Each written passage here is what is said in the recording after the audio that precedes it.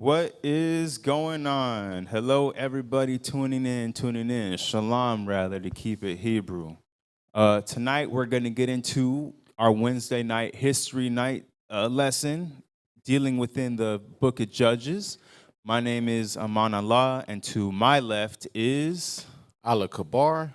and without further ado, we're going to get into it. So, if you guys seen our thumbnails within our social media pages, whether it be YouTube, Facebook, whatever, what have you, tonight we're going to go into two particular people in Israel that, if you study, you know, but to the layman of the Bible, you may not know these two particular individuals. And for sure, in your Christian and Catholic churches and whatever sects and denominations, they definitely do not get mentioned for good reason for them, as we're going to find out in this history. But those two individuals, their names are Ehud and Jephthah.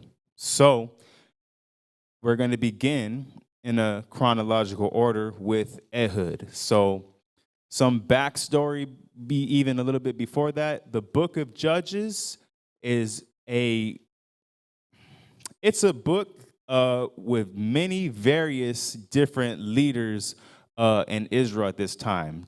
After Moses had did what he needed to do without getting into the promised land, unfortunately, he had a successor named Joshua.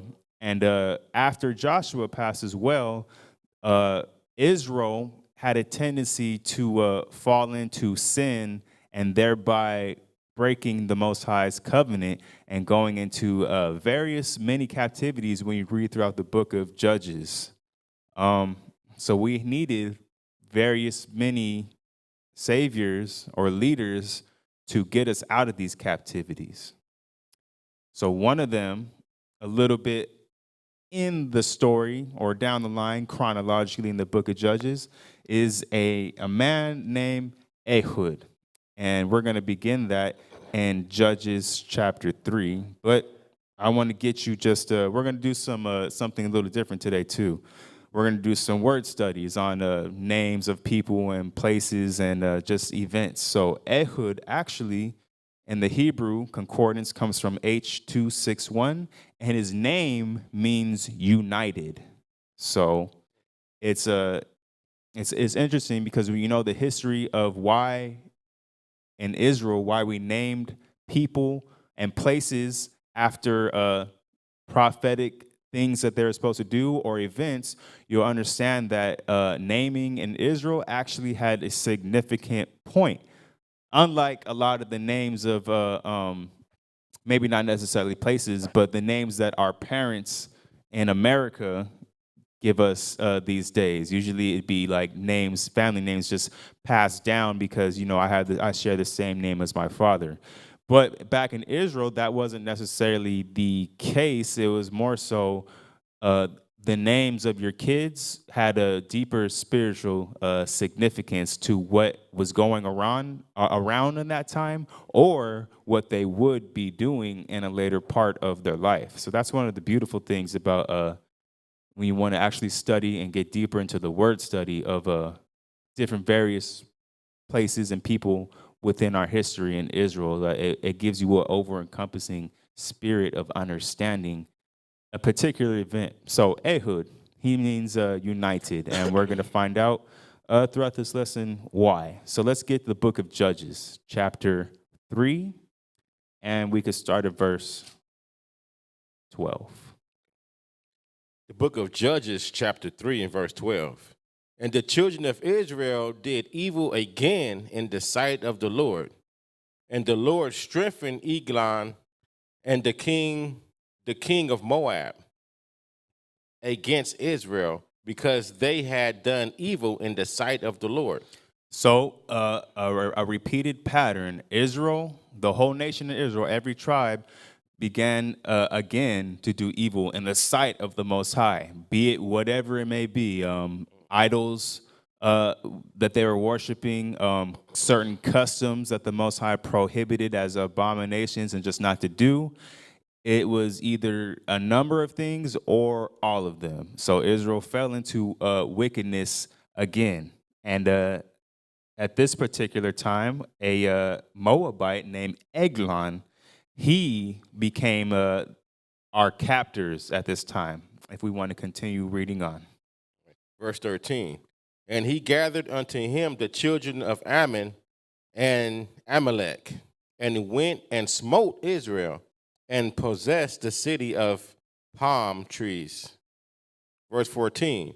So the children of Israel served Eglon, the king of Moab, 18 years. 18 years that we were in this captivity before the Most High would begin to rescue us and send us a Savior. Read on.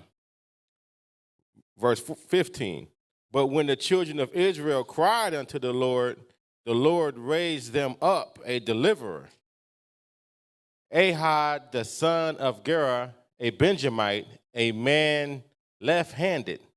And by him the children of Israel sent a present unto Eglon, the king of Moab. So let me pause right there really quick. So Ehud, the son of Gera, again, a Benjamite.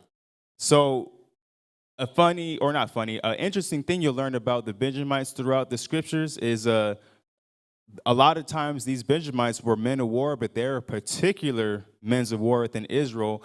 They generally, in the scriptures, are the only ones that are talked about as being left-handed in the things that they do as far as combat. Let's get another example of that. Let's get Judges chapter 20 and verse 16.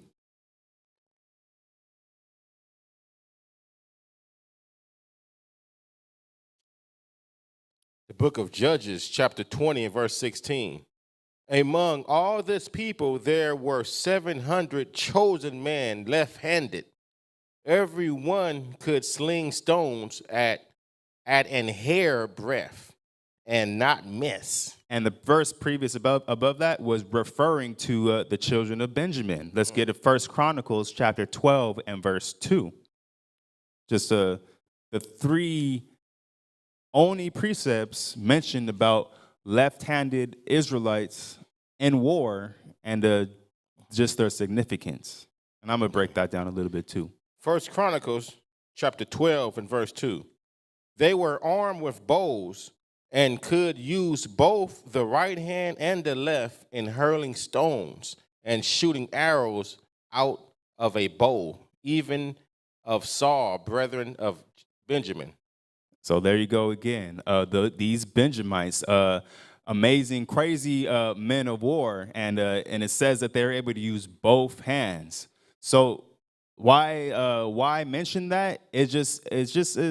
It's more of an idea of how you know that how amazing that our people were, these Benjamites in particular, when it just came to warfare. Because when you recognize it or you realize that a lot of people in the world tend to be just right-handed, but these men trained themselves for war, particularly to be left and right-handed. So if you've ever been in a fight, a boxing fight, or what have you, generally when you're facing the opponent, with them being right-handed, you being right-handed, it's more easier to flow and to predict the battle style that they're coming up against you with. But when you're left-handed and you're right-handed, you're that much more of a beast to take advantage in the physical sense in battle. So that's the Most High putting that down in these scriptures is something to take note of. And anybody that's interested in the martial arts and warfare and such like that may want to consider, picking up that type of skill, exercising that type of skill as well, because these Benjamites were definitely known for doing that.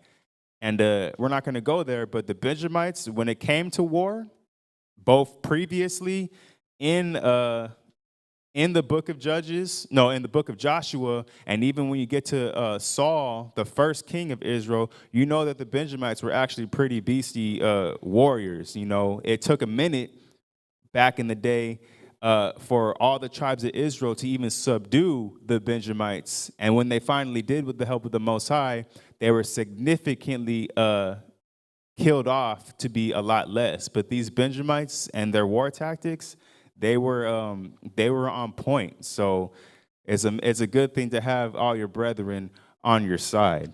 But coming back to our history, back to the story, so we can pick off from verse 15, we can go to verse 16. So Ehud, a Benjamite, chapter 3 and verse 16, picking up.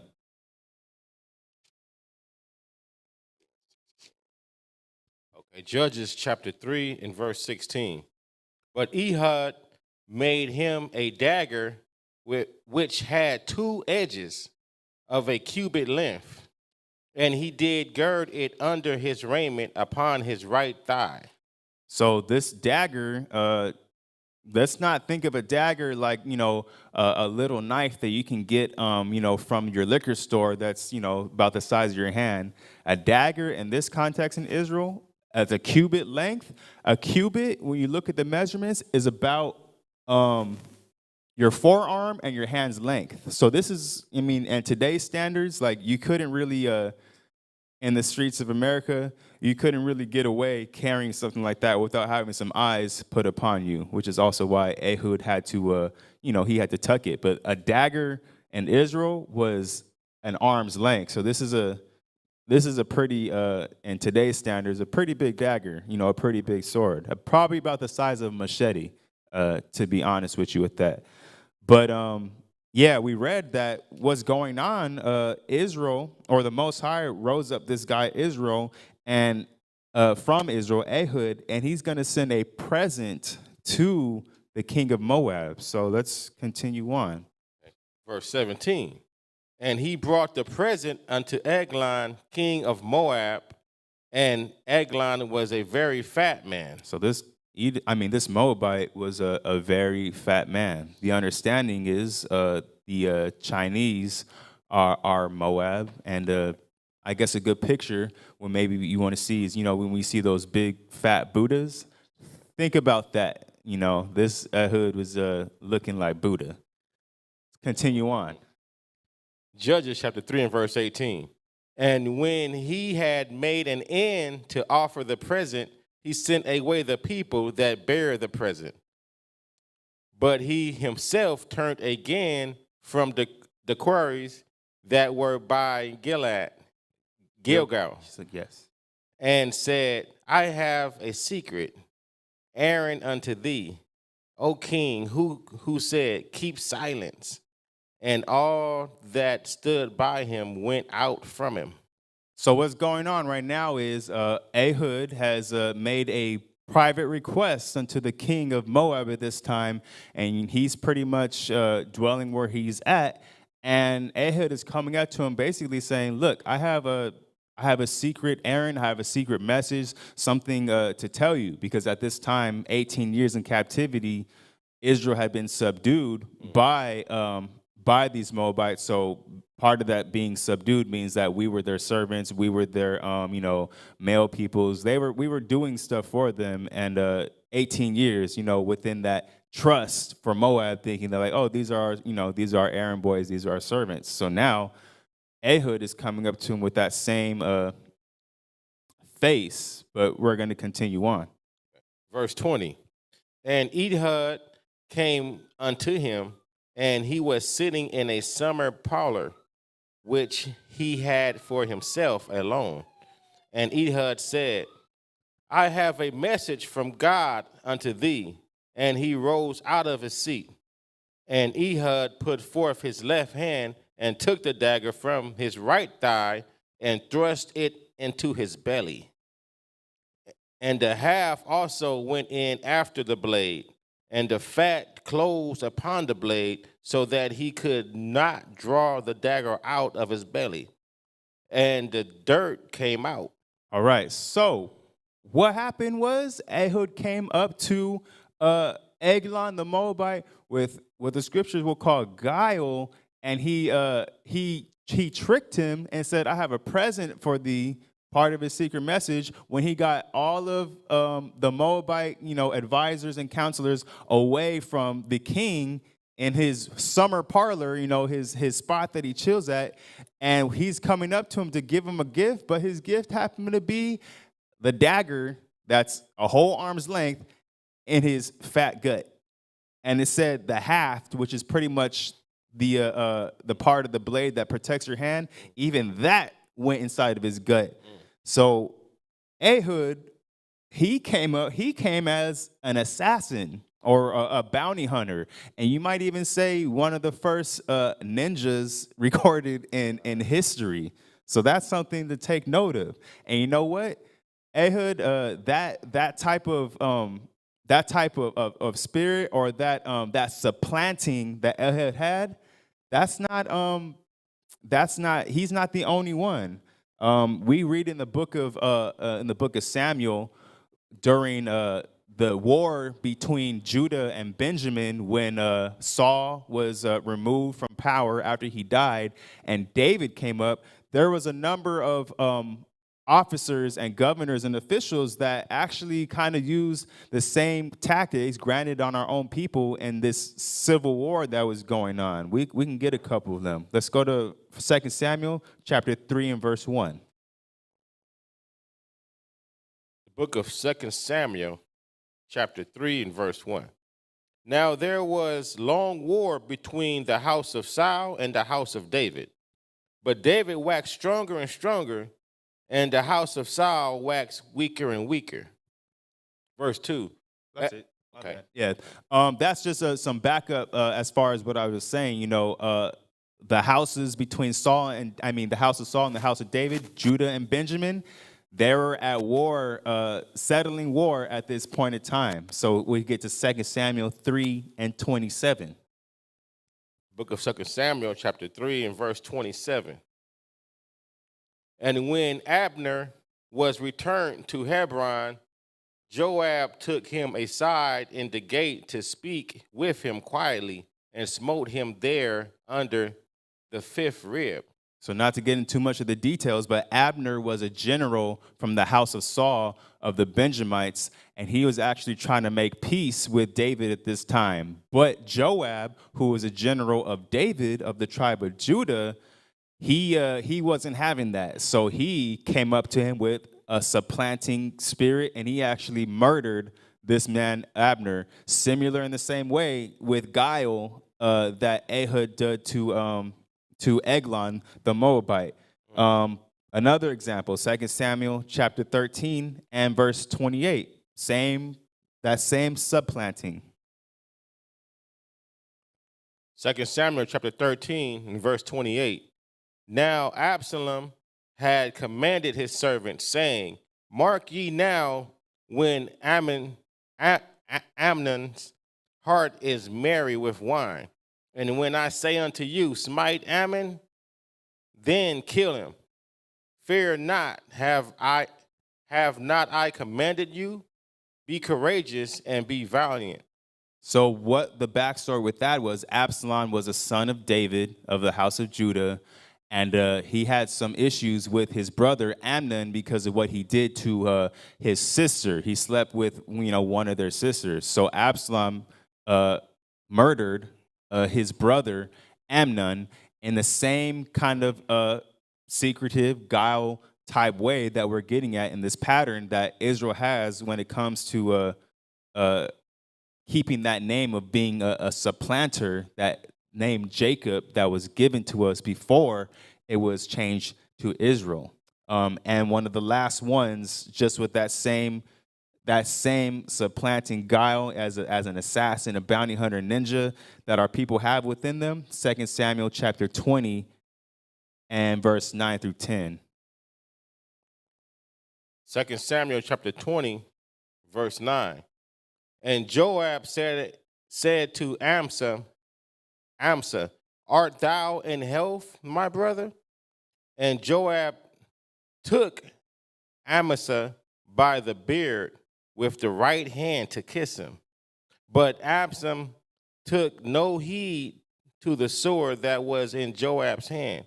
So he smote him therewith in the fifth rib, and shed out his bowels to the ground, and struck him not again, and he died. So the funny thing is, this is the same Joab that we read earlier from the book of Samuel doing the same thing with a member of his own tribe, Judah, but who was actually going to be put in place of him. So this guy Joab, you're gonna, if you read the history too, David eventually, when he puts Solomon in power, David's pretty much like, look, get rid of Joab. And Joab was actually David's, I believe that was David's nephew. So this guy Joab, he was going off doing all these assassin and bounty hunter type tactics as a general, that top general of the army of Israel, and particularly Judah, just doing all that. So I wanted to just bring those points out because Ehud's story isn't that long, but you learn that Israel, when it comes to military and combat, those are some of the tactics that we've been known for in history to do. And even sometimes when you just see how our people and our wickedness, and even these instances too were wicked too, especially Joab. Absalom, his situation was a little more justified because our people in the law, our brothers are not supposed to sleep with our sisters of the same father. But Absalom was, off too, trying to usurp the kingdom from David. So our people, when we want to be conniving, guile, supplanting, and to a degree of wickedness, you see that same going on in the streets, with gangbangers and everything and what have you, setting up brothers and everything like that, whether you're using the women or not, or drugging people and getting them drunk. Our people are known to be wise to do evil and stuff like that for upper hands and supplanting. If you read and hear the right stories, that's something in Israel that we've been going on. But coming back to Ehud doing it in righteousness for the Most High against our enemies, Eglon, we can continue back from verse 23. So just after Ehud stuck that huge dagger in Eglon the Moabite's huge belly. Judges 3, right? Yeah, still chapter Okay. 3. So Judges chapter 3 and verse 23. Then Ehud went forth through the porch and shut the doors of the parlor upon him and locked them. When he was gone out, his servants came, and when they saw that, behold, the doors of the parlor were locked, they said, surely he covereth his feet in his summer chamber. Verse 25. And they tarried till they were ashamed. And behold, he opened not the doors of the parlor. Therefore, they took a key and opened them. And behold, their Lord was fallen down dead on the earth. So now they see these advisors and counselors of the king of Moab. They see after all this period of time, like, what is this guy doing? Like, what's up with him? And they find out and open the door and be like, dang, he's dead. Continue. Man. And Ehud escaped while they tarried and passed beyond the quarries and escaped unto Sirath. Okay. So one thing I want to do too, we mentioned a few places before in this storyline with Ehud. One of the first places was Gilgal, and Gilgal actually was the place where the king of Moab was residing. And just so you guys know, Gilgal, if we can actually switch to the PowerPoint, I just want to show you guys on the map where Gilgal is. Bible map. Check that out right here. I'm going to zoom out for you guys too. So Gilgal.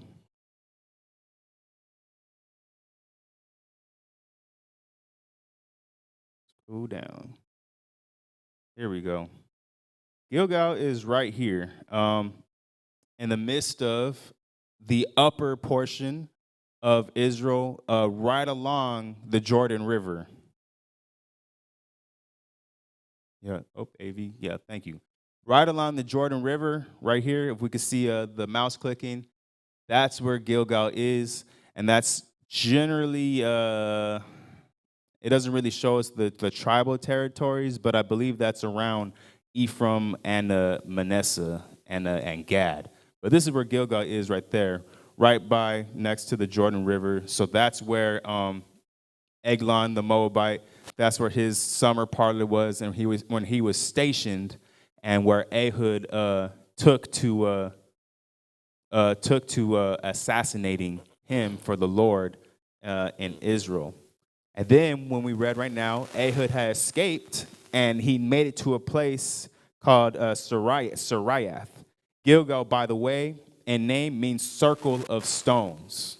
And Sariath actually means a woody, shaggy, and rough district. So Sariath, we're going to find out how far from Gilgal that Ehud had to travel to get to this place called Sariath. Seer.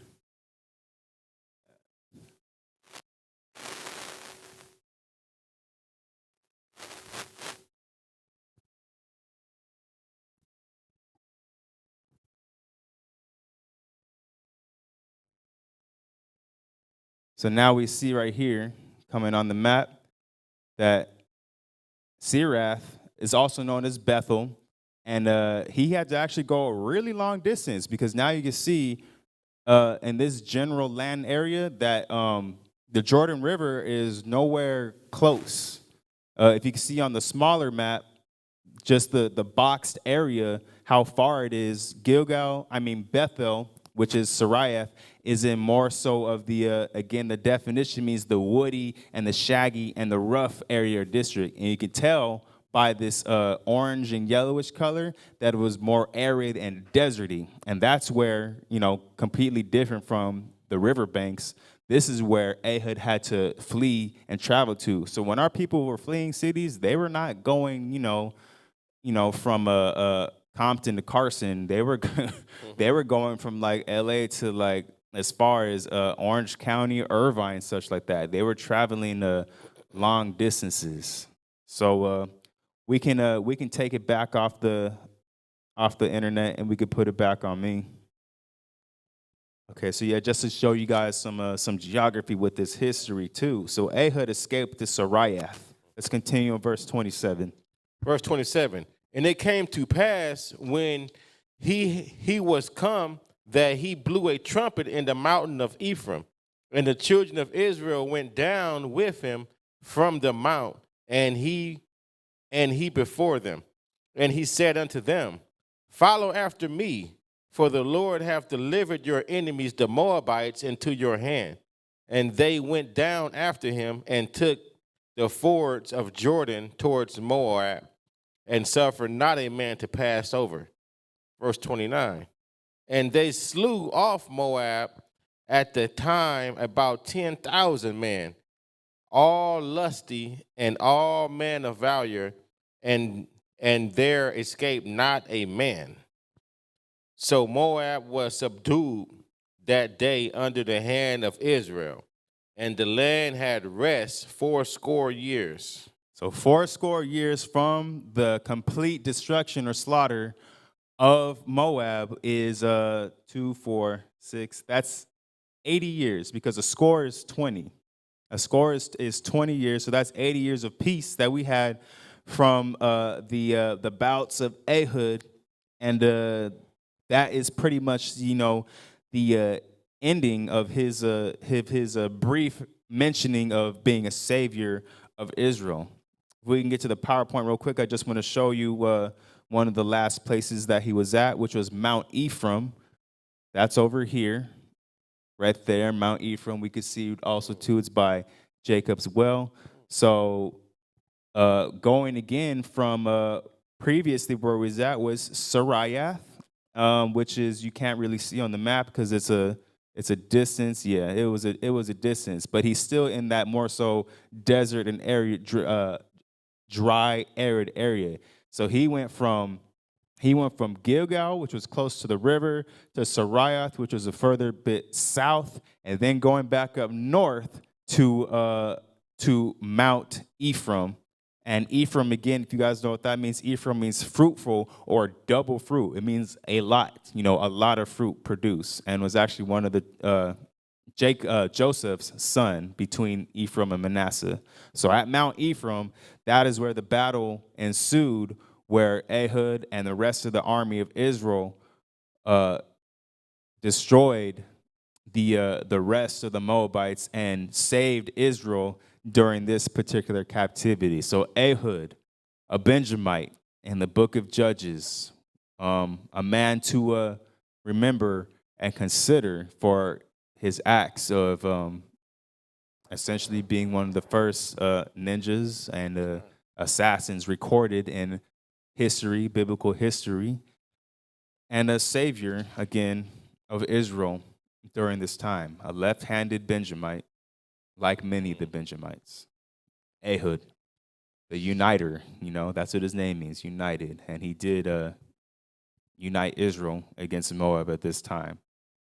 But now, going forward, we're going to touch on a little bit of a more noted character, or not character, forefather, Jephthah. Jephthah in the book of Judges, just prep up chapter 10.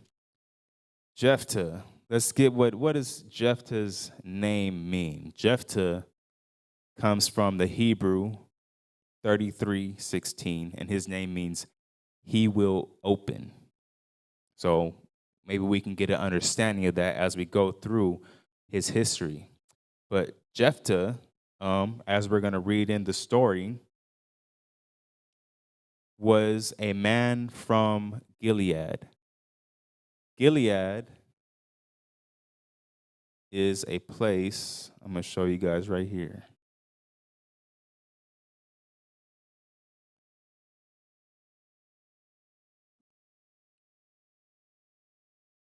Gilead is on the east side of the Jordan River when Israel first gained our inheritance from Joshua.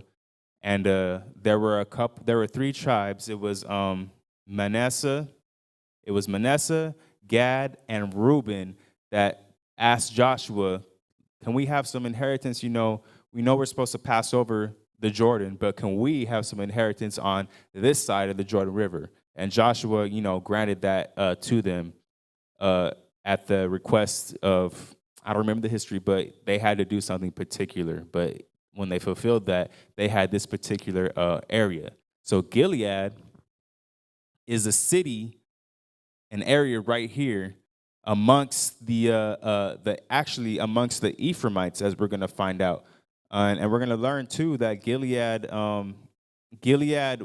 was such a city, a known city, that they actually became recognized not necessarily as a separate tribe of Israel, but they became recognized as a family city area that had same equal status almost amongst the other 12 tribes of Israel. So Gilead stood out on its own during this time period in the book of Judges. So let's get into Jephthah, son of Gilead, of the land of Gilead.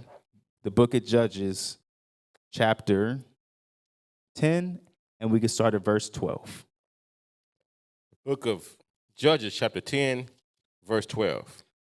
Or excuse me, no, not verse 12. We can start at 10 and 10. Yeah, I'm sorry. Yeah, start at verse 12.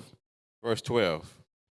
The Zidonians also, and the Amalekites, and the Mannonites did oppress you, and he cried to me, and I delivered you out of their hand. Yet ye have forsaken me, and served other gods, wherefore I will deliver you no more. Go and cry unto the gods which ye have chosen, let them deliver you in the time of your tribulation. And the children of Israel said unto the Lord, we have sinned. Do not unto us whatsoever seemeth good unto thee, Deliver us only, we pray thee, this day. So at this point in time, right before the Most High rose up this man named Jephthah, we see that Israel had fell into captivity again. Sometime later, after Ehud had did his thing in saving Israel. So between Ehud and this man Jephthah that we're going to get into, Israel was backsliding more than a couple times from then, and the Most High still was fulfilling His word and was sending out saviors at Israel's crying request to get them out of this situation. Now, if we can get to verse 17. Verse 17. Then the children of Ammon were gathered together and encamped in Gilead. And the children of Israel assembled themselves together and encamped in Mizpah. Continue. Verse 18. And the people and prince of Gilead said one to another, what man is he that will begin to fight against the children of Ammon? He shall be head over all the inhabitants of Gilead. So now the Gileadites are coming together. They're preparing for war, and they're looking for a man to fight against these Ammonites now that the Most High had sent amongst our people, particularly the people of Gilead that had put the land of Gilead in captivity. And enter now Judges 11, and we can start at verse 1. Now Jephthah the Gileadite was a mighty man of valor, and he was the son of a harlot, and Gilead begot Jephthah, and Gilead's wife bare him sons, and his wife's sons grew up, and they thrust out Jephthah, and said unto him, thou shalt not inherit in our father's house, for thou art the son of a strange woman. So, my bad. So now, some of the origins of this man, Jephthah. Jephthah, as we read right now, he was the son of a harlot. And he was that one son. And his father, Gilead, had other sons that were sons of a more loyal wife. But these sons decided that because Jephthah, which was their brother, but from another mother, and clearly this mother had went off into whoredom and harlotry, they actually, all the brothers from that of Jephthah, decided to reject and kick out Jephthah because of the fact that his mom was a harlot, even though they all shared the same father. So his brothers rejected, when they were come of age and of enough understanding, they actually rejected their, I guess if you want to say their stepbrother, but their blood brother nonetheless. They rejected him. And we find that, we could read verse 3. Okay, verse 3. Then Jephthah fled from his brethren and dwelt in the land of Tob. And there were gathered vain men in Jephthah and went out with him. So we see that that rejection made Jephthah leave his homeland of Gilead and come to another land, the land of Tob. But when we read through scriptures, the children of Israel generally have an attitude like that. We have a tendency to not always judge appropriately and correctly, and secluding people, not necessarily based off of what they did, but because of their association. You find that in many examples, such as dealing with, for instance, Yahushai. Let's get Isaiah 53 and 3, just to see that this rejection is not something. It's not anything new. It's not anything new today. It's not anything new back then. Isaiah 53 and 3. He is despised and rejected of men, a man of sorrows and acquainted with grief, and he hid as it were our faces from him. He was despised, and we esteemed him not. Talking about prophetically Yahushua. We can get to the book of Matthew 21 and 42. Yahushua himself speaking on the same thing. Yep, Matthew 21 and 42. Okay, the book of Matthew, chapter 21 and verse 42. And Yahushua saith unto them, did ye never read in the scriptures, the stone which builders rejected, the same is become the head of the corner?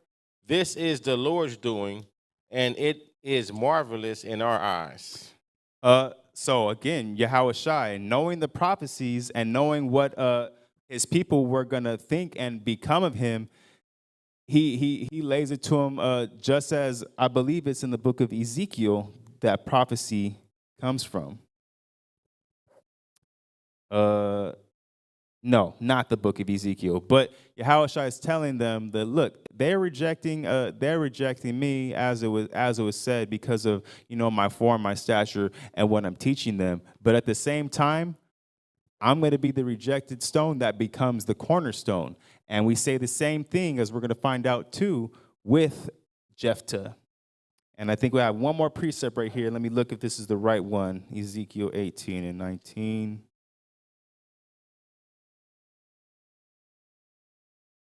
Oh, this is one more thing. Just on the judgment that Jephthah's brothers had on Jephthah himself. Jephthah wasn't the harlot. Jephthah was the son of a woman that became a harlot, but that didn't necessarily make Jephthah inherently evil, because this is what the scriptures say about your individual character and your individual salvation. Ezekiel chapter 18 and verse 17. Start from verse 17. Ezekiel 18 and 17. That have taken off his hand from the poor, that have not received usury nor increase, have executed my judgments, have walked in my statutes. He shall not die for the iniquity of his fathers. He shall surely live. Read on. As for his father, because he cruelly oppressed, spoiled his brothers by violence, and did that which is not good among his people, lo, even he shall die in his iniquity.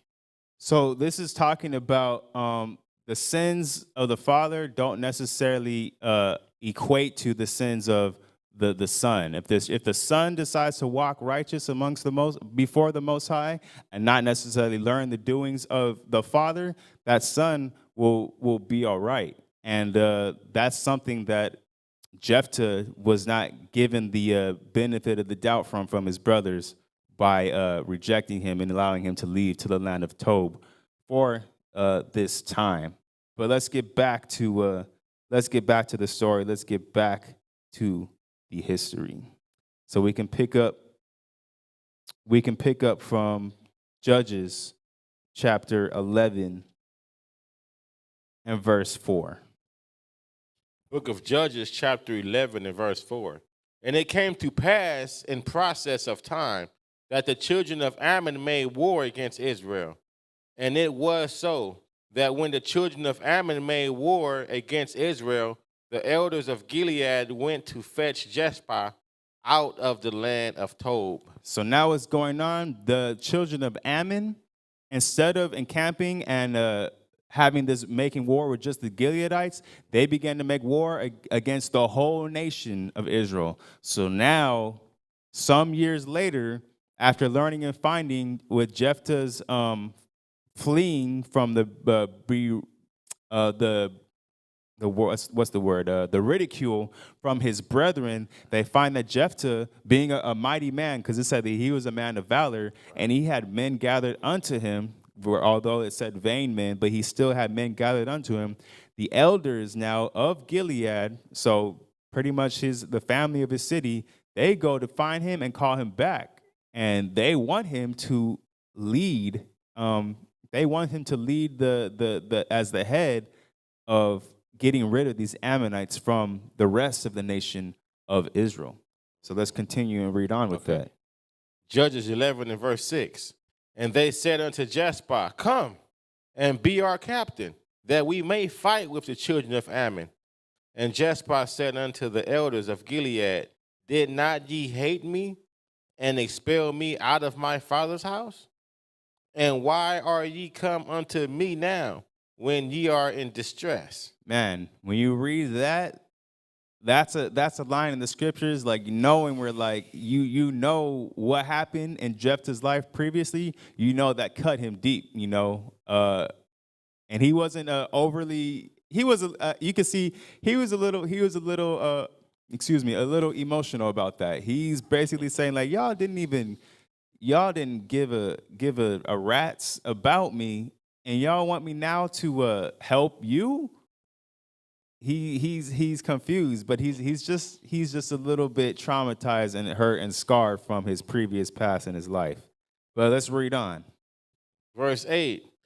The elders of Gilead said unto Jephthah, therefore we turn again to thee now, that thou mayest go with us and fight against the children of Ammon, and be our head over the inhabitants of Gilead.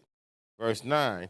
And Jephthah said unto the elders of Gilead, if ye bring me home again to fight against the children of Ammon, and the Lord deliver thee before me, shall I be your head? And verse 10, and the elders of Gilead said unto Jephthah, the Lord be witness between us, if we do not so according to thy words. So now Jephthah is looking like, look, I made it out here. I got everything on my own.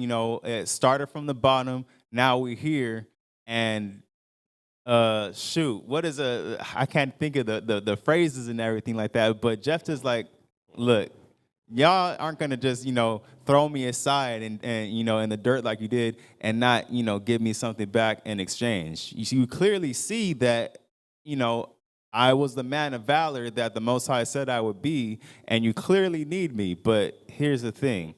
I'm going to be, if you make me captain, like if you establish me like how I should have been established, back then with my family and with my people, with respect and honor, and double honor as the captain of the heads of Gilead, then I'll come back and I'll fight with you and Israel. Other than that, I'm gonna stay in my exile and my rejection in the land of Tob and be cool. And they're like, that's a worthy exchange. Let's do that. So continue on. Judges 11 and 11. Then Jephthah went with the elders of Gilead, and the people made him head and captain over them. And Jephthah uttered all his words before the Lord in Mizpah. And Jephthah sent messengers unto the king of the children of Ammon, saying, hold on before that. So now in the land, this was decided in the land of Mizpah. So right now in history, we kind of skipped the land of Tob. We don't really need to show that. But this decision-making of bringing Jephthah back was in the land of Mizpah. So let me just show you guys where that's at on the map. Mizpah. Hello, look at all this. Let's zoom in. All right, so man, now look at this. Mizpah right here. And again, the headquarters, Gilead, was further east that you can't even see on this map, but we can scroll down on the little map. So Mizpah is right here. Gilead is over around here. So our people were when our people were gathering and sending messages to our people, we were traveling, man. Like traveling was the thing to be doing. So this is Mizpah. This is the land of Mizpah right there. Mizpah in the Hebrew means watchtower and or a lookout post. So this was a city of security security and defense, and it was essentially a lookout post for the rest of the city lands and villages that were around there. And I don't believe we got the definition of Gilead, but Gilead in name and the land, it means rugged. So their land obviously was described as being a rugged area over there off the banks of the Jordan to the east. And Mizpah means watchtower. So this watchtower, this lookout post, Mizpah, is where they decided to bring back Jephthah to make military tactics and war against the children of Ammon. And Jephthah accepted with his stipulations. So let's get back to the story. Let's get back to the history. We could pick up back on verse 12. There you go. All right, Judges 11 and 12. And Jephthah sent messengers unto the king of the children of Ammon, saying, What hast thou to do with me, that thou art come against me to fight in my land? And the king of the children of Ammon answered unto the messengers of Jephthah, Because Israel took away my land, when they came up out of Egypt from Arnon, even unto Jakbach and to Jordan. Now therefore restore those lands again peaceably. All right. So before we get into this next part, the children of Ammon are basically, they're justifying what they're doing, like they're saying this, and only because the Spirit of the Lord allowed them to even come over there to reclaim their former land, which is not reclaimable because the Most High set that forth. They're basically justifying, saying, look, you guys in history during the time of Moses and Joshua, I'm sure too, you guys took this land from us. So these Ammonites are feeling a certain type of way, thinking like we were here first, not knowing and understanding, which Jephthah is going to get into, the will of the Most High. So they feel justified, and their ends like hell yeah, we're making war with you. You know, this used to be where we used to live in our forefathers. We remember when you guys came out of Egypt and you guys started taking over, and everyone had the fear of you. But now we're feeling a certain type of way that we should get this back. So that's what they told Jephthah. And now Jephthah is about to do something. He's about to give a speech. He's about to give a speech, and a long one at that. And I'm gonna comment on as well too. Read on. Judges 11 and 14. And Jephthah sent messengers again unto the king of the children of Ammon, and said unto him, Thus saith Jephthah, Israel took not away the land of Moab, nor the land of the children of Ammon. But when Israel came up from Egypt and walked through the wilderness unto the Red Sea and came to Kadesh, then Israel sent messengers unto the king of Edom, saying, Let me, I pray thee, pass through thy land. But the king of Edom would not hearken thereunto. And in like manner they sent unto the king of Moab, but he would not consent. And Israel abode in Kadesh. Verse 18, Then they went along through the wilderness and compassed the land of Edom and the land of Moab, and came by the east side of the land of Moab, and pitched on the other side of Arnon, but came not within the borders of Moab, for Arnon was the border of Moab. Verse 19, And Israel sent messengers unto Shion, king of Amorites, the king of Heshbon, and Israel said unto him, Let us pass, we pray thee, through thy land into my place. But Shion trusted not Israel to pass through his coast. But Shion gathered all his people together and pitched in Jahaz and fought against Israel. Verse 21, And the Lord God of Israel delivered Shion and all his people into the hand of Israel, and they smote them. So Israel possessed all the land of the Amorites and inhabitants of that country. Verse 22, and they possessed all the coast of the Amorites from Arnon even unto Jabok, and from the wilderness even unto Jordan. So now the Lord God of Israel have dispossessed the Amorites from before his people Israel, and should not possess it.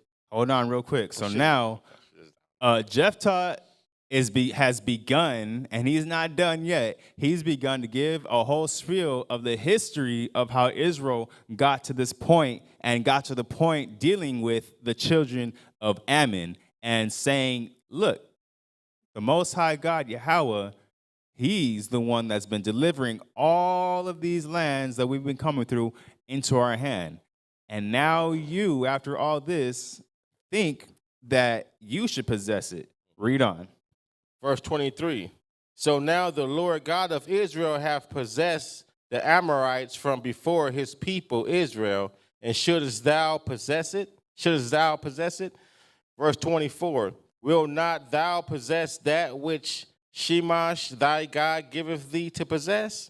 So whomsoever the Lord your God shall drive out from before us, them will ye possess.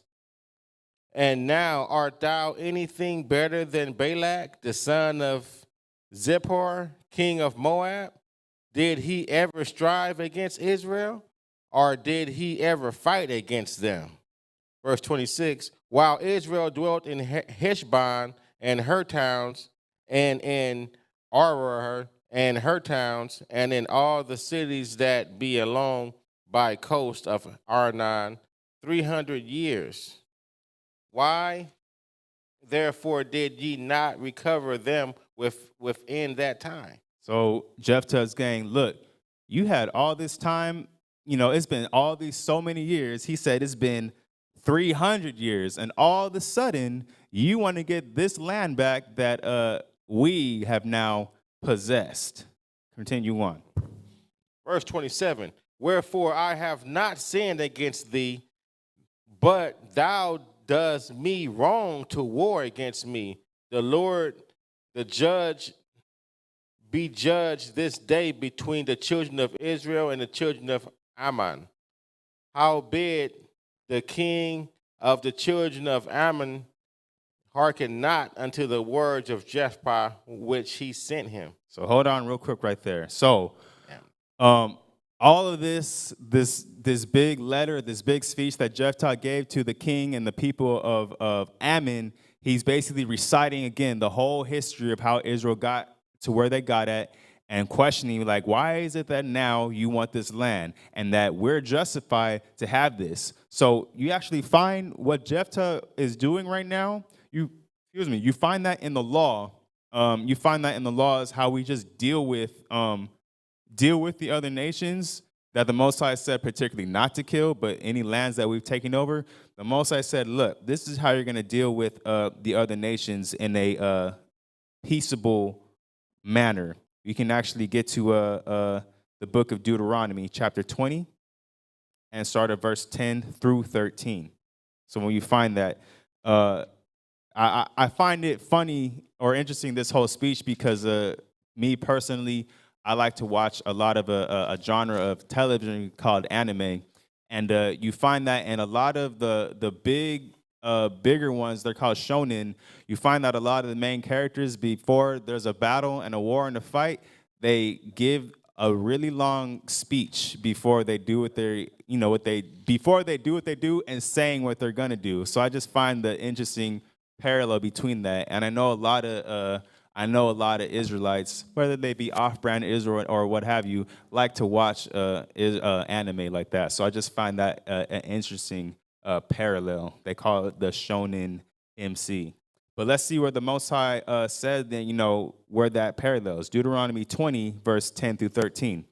Deuteronomy 20 and 10. When thou comest nigh unto a city to fight against it, then proclaim peace unto it. And it shall be, if it make thee answer of peace and open unto thee, then it shall be that all the people that is found therein shall be tributaries unto thee, and they shall serve thee. And if it will make no peace with thee, but will make war against thee, then thou shalt be sieged. And when, verse 13, and when the Lord thy God hath delivered it into thine hands, thou shalt smite every male thereof with the edge of the sword. Yeah. All right, so that was part of our law of how Israelites were supposed to conduct ourselves when we went to go take over lands that we wanted for ourselves. The Most High said, look, before you do that, go proclaim peace to them to make sure that the people of that land, that they could become tributaries or essentially servants unto you without necessarily having to go to war. So we were supposed to, and obviously to proclaim peace, you have to use your words. You know, you have to speak to these people. And Moses said, look, if they want that, then accept them. Don't kill any of them. Accept them as tributaries, servants, slaves, and, you know, you can rule over them in righteousness and do as you please with them and the land. But if not, if they decide to want to fight and go to war, then the Most High said, okay, well, go to war. And when you finish that war, kill all the men, because obviously if the men knew the history and everything like that, they're gonna rebel and against Israel, and it's just gonna be a difficult situation if they're not accepting subservience to God's chosen people. So those are the two stipulations that it came when Israel went out to deal with other nations and their land. And it's the same similar parallel that Jephthah is doing and giving the leader of the Ammonites, saying like, look, this is our inheritance from blessed by the Most High. Either you can step off and leave us alone, or we gonna fight. And what we just read was, howbeit the king of the children of Ammon did not listen to Jephthah's talk no jutsu. If you guys watch Naruto, you'll find that's a funny thing that he does in the anime world. But talk of peace, that didn't work for these Ammonites. So we are going to continue on with the history. We can read back in verse 29. Judges 11, yep. Judges 11:29. Then the Spirit of the Lord came upon Jephthah, and he passed over Gilead and Manasseh, and passed over Mizpah and Gilead. And from Mizpah of Gilead he passed over unto the children of Ammon. So if you guys remember, we're not going to go to the map, but this was a long trek in distance. So if you guys remember on the map, the distance between Gilead and Mizpah, the watchtower, and then going further into the actual land of these Ammonites. So you know that this is not as short as these verses in the scriptures, you know, conveys it as. This was a long time thing. You know, if you've ever even just traveled from LA to Arizona, it's an all day thing within a car. We didn't have cars back then. Continue. Verse 30. And Jephthah vowed a vow unto the Lord, and said, if thou shalt without fail deliver the children of Ammon into my hands, then it shall be that whosoever cometh forth of the doors of my house to meet me, when I return in peace from the children of Ammon, shall surely be the Lord's, and I will offer it up for a burnt offering. Now we see that vows in Israel were very serious things that had to be kept for the Most High. A lot of times we find ourselves saying things to our brothers, you know, and our sisters, and just people out here, and maybe not intentionally, but we might forget. You know, we might forget to pay a brother something that a particular within a week, but then you might get into it, you know, 2 weeks or 3 weeks later. We sometimes have slip-ups with our words, and we're supposed to be, you know, especially as men and women too, we have to be men of our words. But when it comes to a man of your word to the Most High, that's a whole nother level of danger and of course, fear of the Most High that you need to have in order to honor Him. That you're not gonna slide if you don't keep that. So a vow to the Most High was a serious thing. We can read that in the book of Numbers, chapter 30 and verse 2. This is a law. The book of Numbers, chapter 30 and verse 2. If a man vow a vow unto the Lord, or swear an oath to bind his soul with a bond, he shall not break his word. He shall do according to all that proceedeth out of his mouth. Okay. That's it. Is there? Can you find anything about the punishment? If not, there in the next couple of verses. Yeah. If not, we'll continue. So we're already reading in the law that it's stated as a commandment, you must keep this vow. Like this vow that you must keep, and really, again, any vow you make with anybody, but for the Most High, you have to keep this type of vow.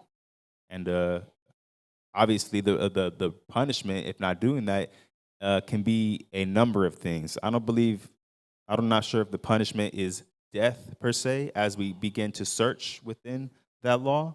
But you can bet that it will be counted as sin. It'll be definitely counted as sin against you. And the Most High, when He judges us according to sin and according to His law, those things can be death, debt, slavery, servitude, a pestilence, disease. The Most High can judge you in a number of different ways for sinning against Him.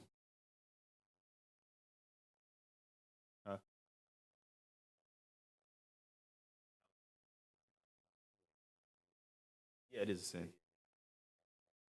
Oh, yeah. Get that scripture. All right. Deuteronomy chapter 23 and verse 21. When thou shalt vow a vow unto the Lord thy God, thou shalt not slack to pay it, for the Lord thy God will surely require it of thee, and it would be sin in thee.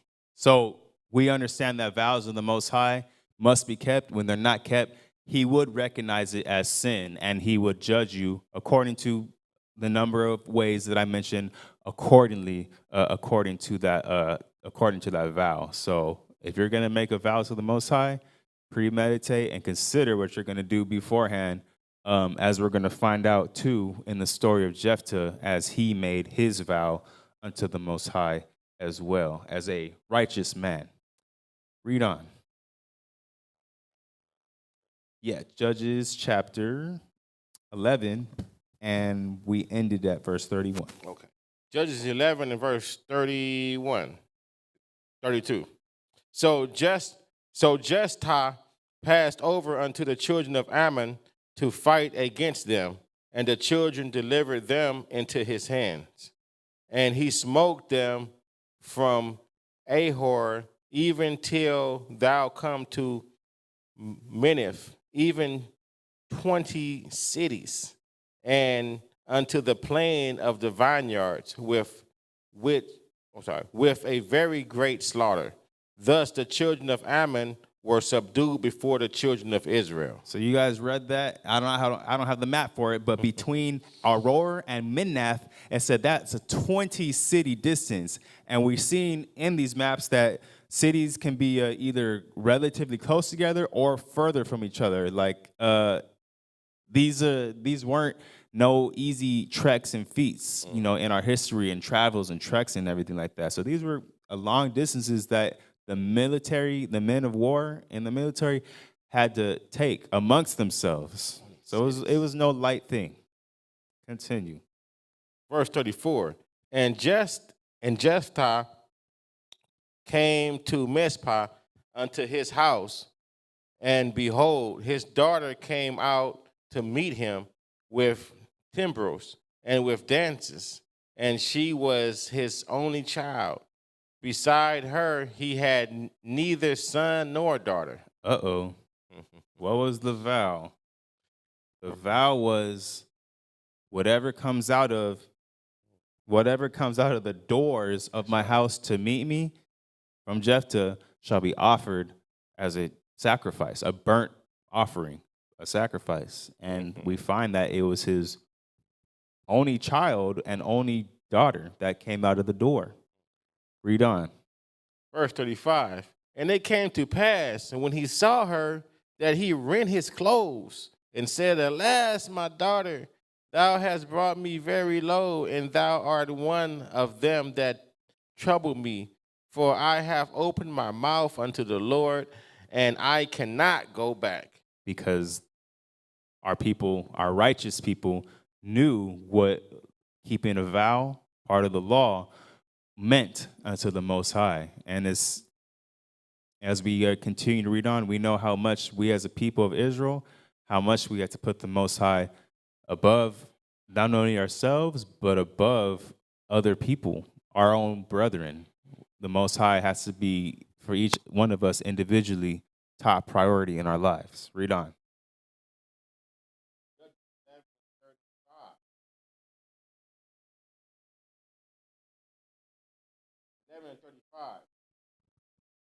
Grab another mic from your left, Amon. You're right. And it came to pass when he saw her that he rent his clothes and said, Alas, my daughter, thou hast brought me very low, and thou art one of them that trouble me. For I have opened my mouth unto the Lord, and I cannot go back. And she said unto him, My father, if thou hast opened thy mouth unto the Lord, do to me according to that which thou hast proceeded out of thy mouth. For as much as the Lord has taken vengeance for thee of thine enemies, even of the children of AHMAN. And she said unto her father, Let this thing be done for me. Let me alone 2 months, that I may go up and down upon the mountains and bewail my virginity, I and my fellows. So check this out. Without her knowledge of what her father vowed unto the Most High, which was as a burnt offering sacrifice, that's not something that you live after. And she herself, let's think of it in today's Israelite, unawakened Israelite state of mind. You have no idea what your significant other or family has, made a promise or a vow unto someone, in this case the Most High, but today someone, and you have to fulfill it without your individual knowledge. In today's society, a lot of people would, being the collateral for that, would rebel against that, because we live in such a individualized, it's about me, afraid of death even society, that a lot of people would not even consider to go through with this. But now taking it back to rewind, and a state of righteous men subservient to the Most High, Jephthah's daughter, she tells him, look, if you really vowed unto this to the Most High, we got to go through with this. So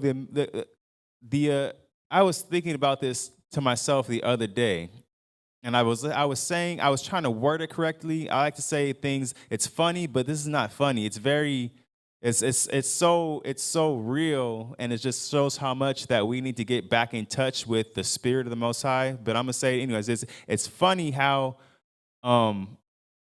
people these days are willing to do things that bring death upon them, but aren't willing to actually die themselves for the cause of a higher power and greater cause with the Most High. Yet again, at the same time, we're willing to do things that bring death upon our own selves, but we're not willing to die for righteousness.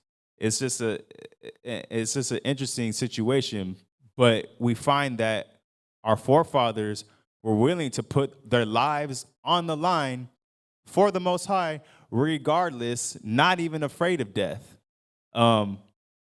Desiring life, but not afraid of death, and at the same time not inviting death upon them. It's a completely different rational state of mind that our people had from back then till today, because the irony, the funny thing is, we're so afraid. We be so afraid of death, and yet we do so many things that bring death upon us. That's what I was considering and thinking about the other day. Just that, how we be willing to do anything to get us out of a death situation, but the way that we live, ironically, just brings death upon us. But we see that Jephthah's daughter right here, she was willing and open to be put to death for a vow from another person, her father, for the nation's good, so that her father wouldn't sin, that there wouldn't be sin within the nations. She accepted death in this sense. And another thing, well, let's continue on. We started at verse, we left off rather, you know? Yeah. Yeah, great. Verse 38. And he said, go, he sent her away for 2 months, and she went with her companions and bewailed her virginity upon the mountains. And it came to pass at the end of the 2 months that she returned unto her father and did with her according to his vow which she had vowed. And she knew no man, and it was a custom in Israel. Verse 40. That the daughters of Israel went yearly to lament the daughters of Jephthah the Gileadite 4 days in a year. So we find that at the end of this segment of Jephthah's reign, that his daughter, and Jephthah keeping his vow, she accepted being what Jephthah vowed as a burnt offering sacrifice towards the Most High. Now, a lot of people might find that strange, something the Most High wouldn't do, yet being stated in the Word, and just a lot of naysaying. I feel that people will get the vibe from the Most High. But this is how the Most High actually rolls.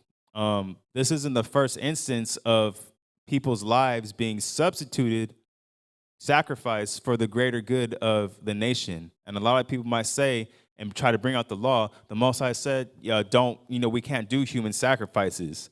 Nowhere in the law did it say that. It says specifically in the law, thou shalt not give thy son and thy daughters unto Molech. And that's particularly giving a human sacrifice to another god. The Most High said that's unlawful. But when it comes to human sacrifices in general, which is not something common, but when they do happen, such as this instance, if it's to the Most High, like what we just read right now, there's nothing wrong with that, and that's all in righteousness. Some examples that we get, we have actually, I'm gonna bring out a couple examples. We can get to the book of Samuel, 2 Samuel, chapter 21, and verses 1 through 14. But for time's sake, we might jump around. So I'm gonna just give a rundown of the basic history. But if we can get to 2 Samuel, chapter 21, for sure read verse 1. Okay. 2 Samuel, chapter 21, and verse 1. Then there was a famine in the land of the days of David 3 years, year after year. And David inquired of the Lord, and the Lord answered, it is for Saul and for his bloody house, because he slew the Gibeonites. Right, yeah, so I'm definitely going to summarize. So at this point in time, after the civil war, later in the future, between the house of Judah and the house of Benjamin, there becomes a famine in the land. And David inquires of the Most High, and he says, look, it's literally because of the sons of Saul, the Benjamites, that the reason why this famine happened, and because they're a bloody house. So the only way that this famine can be appeased, because the famine came from the Most High, can be if you listen to the request of the Gibeonites. And these Gibeonites were another nation of people that Saul had done wrongly unto. And because of that, a famine curse came upon the land. We can get to verse 4. So David's actually going to make some reconciliation to these nation of people called the Gibeonites. Verse 4. And the Gibeonites said unto him, we will have no silver nor gold of Saul, nor of his house, neither for us shalt thou kill any man in Israel. And he said, what ye shall say, that will I do for you. And they answered the king, the man that consumed us and devised against us that we should be destroyed from the remaining in any of the coast of Israel. Verse 6, let 7 men of his sons be delivered unto us, and we will hang them up unto the Lord in Gibeah, in Gibeah of Saul, whom the Lord did choose. And the king said, I will give them. So we see that these Gibeonites, in order to make a restitution unto them, because of what Saul had done unto them in the past, which you can go back in the scriptures and read, which was unlawful in the sight of the Most High, they requested, in order for things to be restituted and corrected upon us, the thing that we require, not gold, not silver, not of any other man, but we require of the man that did us wrong, which was King Saul, his 7 sons. If we can hang his 7 sons, then we'll feel that all debt unto us will have been paid off for. And David, going to get that request, he said, let it be done so. So without reading too much more into it, he did spare one of Saul's sons, which was actually the son of Jonathan, his best friend, and that was Mephibosheth. So he didn't actually get the same putting of death as the other 7 sons of Saul did. And it's justified, too, because the other 7 sons of Saul knew that Saul had lost the power, but they were still willing to participate in the civil war aspect of the tribe of Benjamin. So they were still rooting for their own tribe, Benjamin. They weren't trying to be subservient to David. So consider that, too, when you hear the story. So David said that to these Gibeonites, that's fine. We're going to, I'll give them over to you. So we can skip down to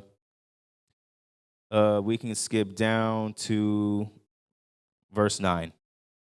Verse 9, and he delivered them into the hands of the Gibeonites, and they hanged them in the hill before the Lord. And they fell all 7 together, and were put to death in the days of the harvest, in the first day, in the beginning of barley harvest. Now we can skip down to verse 14. Verse 14, and the bones of Saul and Jonathan, his son, buried them in the country of Benjamin, and Zelah in the sepulchre of Kish, his father. And they performed all that the king commanded. And after that, God was entreated for the land. Okay. So, what we just read right now in verse 14, after David hands over Saul's 7 sons to the Gibeonites, and they become hung and put to death, the Lord, David honored those bodies, including Saul and Jonathan and the 7 sons. They buried them within their own land, and then the Most High entreated the land, meaning he removed the famine from that land area.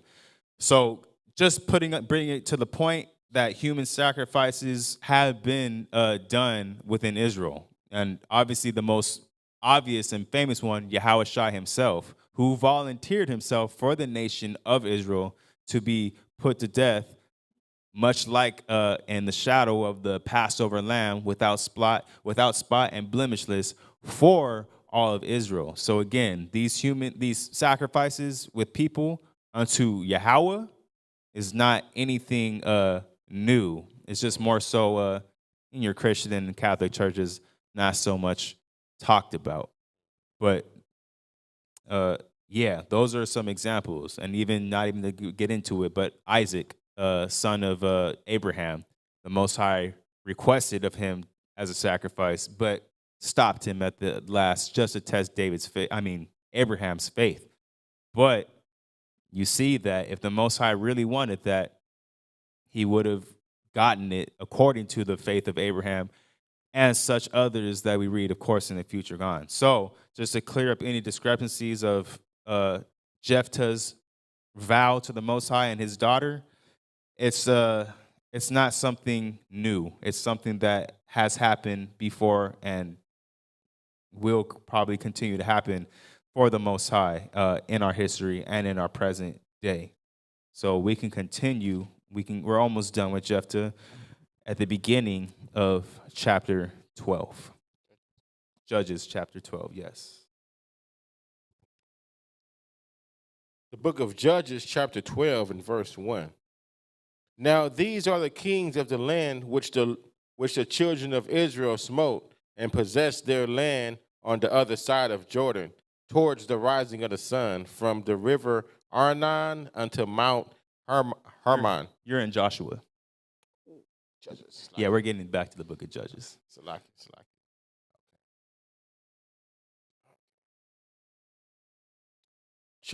Judges 12 and 1. And the men of Ephraim gathered themselves together and went northward and said unto Jephthah, wherefore passest thou over to fight against the children of Ammon, and didst not call us to go with thee? We will burn thine house upon thee with fire. And Jephthah said unto them, I and my people were at great strife with the children of Ammon, and when I called you, you delivered me not out of their hands. So what's kind of going on here is a little sibling rivalry and jealousy, which ultimately leads to hate between Ephraim and again Gilead was a city that stood out as a standalone city, equal to the rest of the tribes of Israel at this time, although was still one of the 12 tribes of Israel. But this city, Gilead, and the family and the inhabitants within it, they had enough clout and power within Israel to where they were standalone. And Ephraim, the tribe of Ephraim, in this situation had some problems with Gilead. Continue. Verse 3. And when I saw that ye delivered me not, I put my life in my hands and passed over against the children of Ammon, and the Lord delivered them into my hand. Wherefore then are ye come up unto me this day to fight against me? So Jephthah's kind of a little bewildered and confused, being like, we literally just, delivered Israel, not only just Gilead, our particular inheritance, but we just literally delivered all of Israel from these Ammonites, and y'all are tripping, essentially. Like, really, like, Ephraim is tripping at this moment. Mm-hmm. Continue. Verse 4.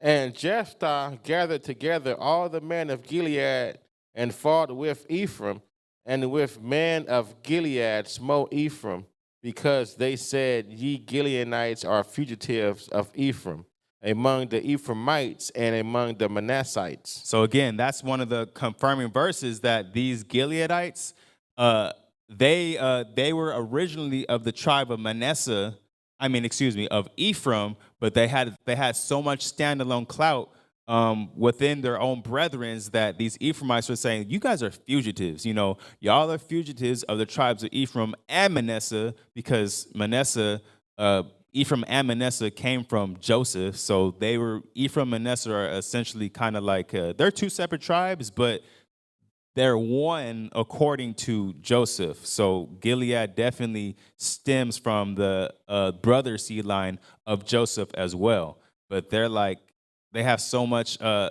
self-alone power within the tribes of Israel that they had some jealousy. They had some jealousy put upon them. So they went to war.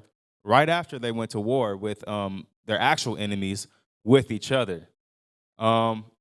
Let's just get a little understanding of that, because this was a war that they did not exactly win. But let's read the next verse before we do that real quick. Verse 5. Verse 5. And the Gileadites took the passage of Jordan before the Ephraimites, And it was so that when those Ephraimites which were escaped said, Let me go over, that the man of Gilead said unto him, Art thou an Ephraimite? If he said, Nay, then said they unto him, Say now Shibboleth. And he said, Shibboleth, for he could not frame to pronounce it right. Then they took him and slew him at the passage of Jordan, and there fell at the time of the Ephraimites 42,000. So this war that these Ephraimites decided to put upon their brethren, the Gileadites, did not end in their favor. Gilead, again, forewarning them and even trying to stop them with his words, saying, look, y'all, look, we did all this, and you guys didn't help us out. Gilead, you were the ones that didn't help us out in the first place. Right. And now you are mad that we didn't call upon you, Ephraim, to help us go to war with AHMAN, even though we saved all the rest of Israel. And Ephraim's mad at that.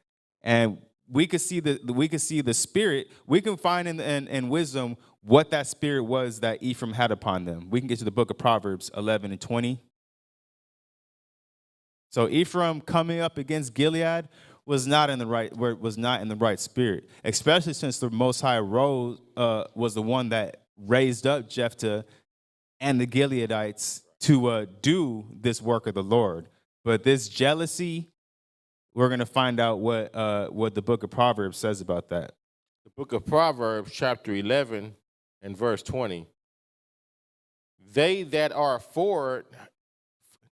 of a forward heart are an abomination to the Lord, but such as are upright in their way are his delight.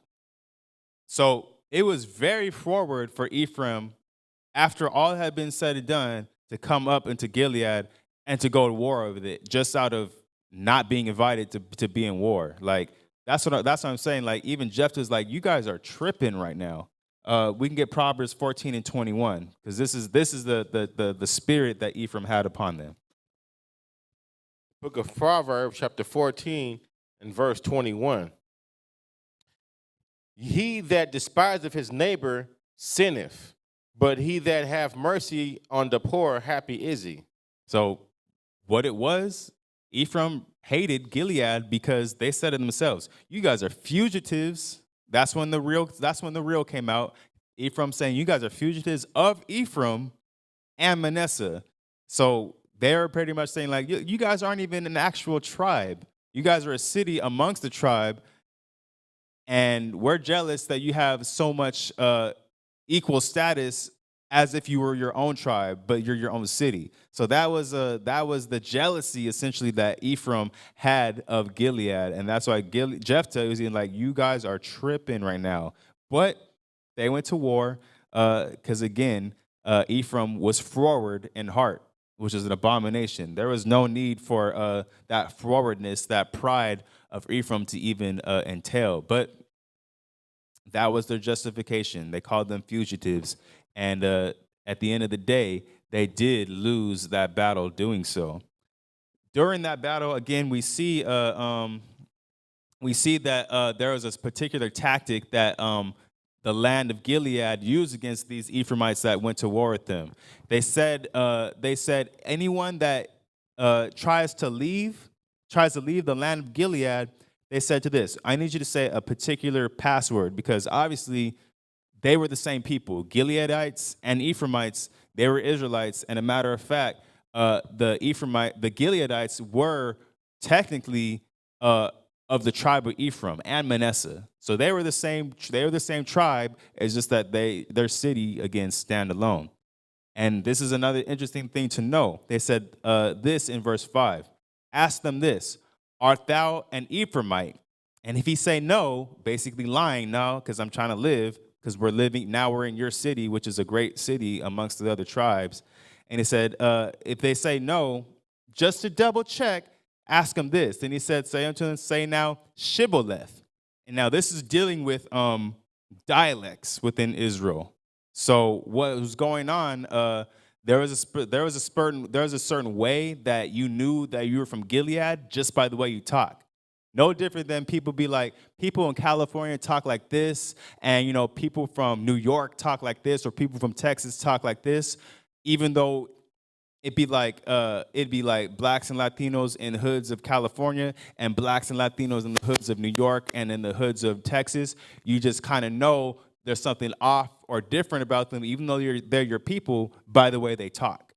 And that was the same way that Gilead used to distinguish between these defective Ephraimites that were trying to survive and get through the land of Gilead. They said, look, say this word, which was Shibboleth. And the way they pronounced it, they said Sibboleth. So that was the defining factor that Gilead used to be like, yeah, this is an Ephraimite, and kill him. So that was one of the, it's crazy, but that's one of the downfalls of like why Ephraim even did what they had to do, and Gilead, with the Spirit of the Lord on Jephthah and through his city people, was able to actually win and conquer that battle against his own brother by dialect, because they were all speaking Hebrew, but again, depending on where you're at in Israel, you were speaking a little bit different of a dialect in Hebrew. And just as another minor note, that's one of the things that we have to understand when we're dealing with gathering Israel that's scattered across the world, and going into archaeology and anthropology, and understanding that some of our people still speak traces of that Hebrew, even though it's been kind of lost and and watered down. But you can still find traces of Hebrew language and roots within, of course, we know within North and Central South America with the Native Americans, Mayans, Olmecs, and the Incas. Even over in the Philippines, some of their words, I believe, in Tagalog, they have a word called barak, or it sounds like barak, which means to bless, which means the same thing, which means for sure Israel has been and still is over there in the Philippines. And that goes with everything to say, with wherever we've been scattered, we take aspects of our dealing with language but culture anywhere we're at so we can help be identified. But yeah, this situation was no different than a California Israelite accent from a New York Israelite accent. And that was the distinguishing factor to distinguish between who was a Gileadite and who was an Ephraimite, since they were at war at this time. And verse 7 is pretty much going to close that up with that, if we can get to that. Yes, Judges chapter 12 and verse 7. And Jephthah judged Israel 6 years. Then died Jephthah in Gilead and was buried in one of the cities of Gilead. One of the cities of Gilead. So finally, we come to the end of Jephthah's judging reign over Gilead and Israel at that time. And those are the notable moments that he's been done and known for within Israel. So, yes, we did cover, and Jephthah's name means he will open. I'm not 100% sure how that relates to what he did for the Most High, but that is what his name is. He will open. Maybe we can get some understanding on that in the future. But again, just to recap, so we went over two judges, Ehud and Jephthah, their history, and the things that they had to do as men of war.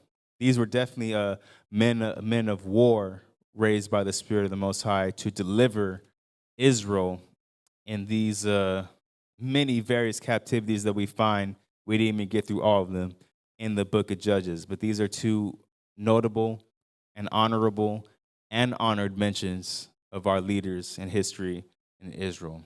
And that would definitely conclude that with our lesson. So we hope that you had your daily bread, and we hope that you have continued faith in the Most High to keep providing you with your basic needs, your food, your bread, shelter, everything that comes along with that, so long as you keep your faith in the Most High, Yahweh Shai, and do what he asks. And with that, We want to say shalom. Shalom.